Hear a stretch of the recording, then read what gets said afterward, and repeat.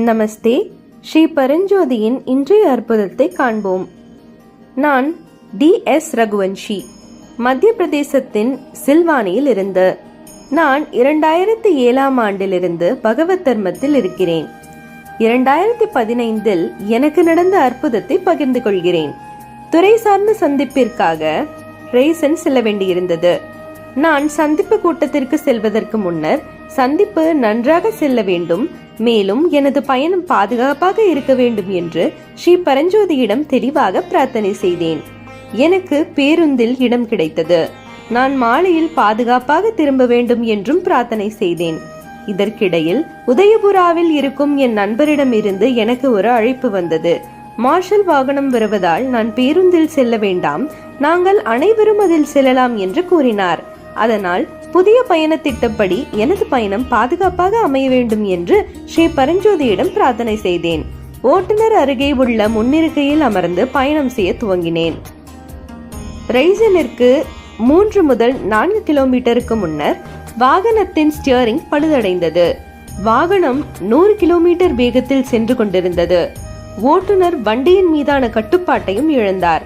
எதிர் திசையிலிருந்து வரும் வாகனங்கள் மீது மோதுவதிலிருந்து ஸ்ரீ பரஞ்சோதி எங்களை காப்பாற்றினார். எங்கள் வாகனம் முக்கிய சாலையின் ஓரத்தில் சென்று கொண்டிருந்தது. மேலும் ஒரு மின் கம்பத்தை மோத இருந்தது. எங்களை காப்பாற்றுமாறு ஸ்ரீ பரஞ்சோதியிடம் வேண்டினேன்.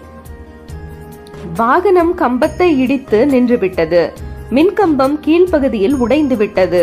வாகனம் நிற்காமல் இருந்திருந்தால் பெரிய பள்ளத்திற்குள் விழுந்திருக்கும். நாங்கள் மொத்தம் வாகனத்தில் 8 பயணிகள் இருந்தோம்.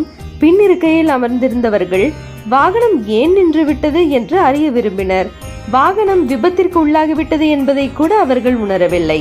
ஓட்டுநர் எங்கள் அனைவரையும் வேகமாக கீழே இறங்குமாறு கூறினார்.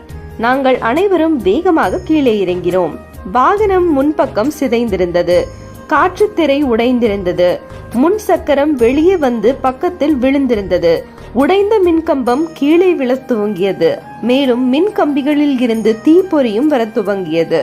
அவை எரிந்து விழ துவங்கின. ஆனால் வாகனத்தின் மீது விழவில்லை. மிக பெரிய அற்புதம் என்னவென்றால், எவருமே அது ஒரு விபத்து என்று கூட உணரவே இல்லை.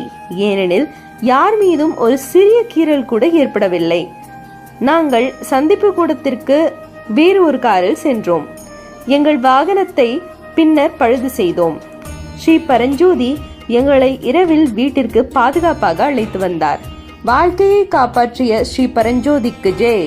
என் அன்பான ஸ்ரீ பரஞ்சோதிக்கு நன்றிகள். அனந்த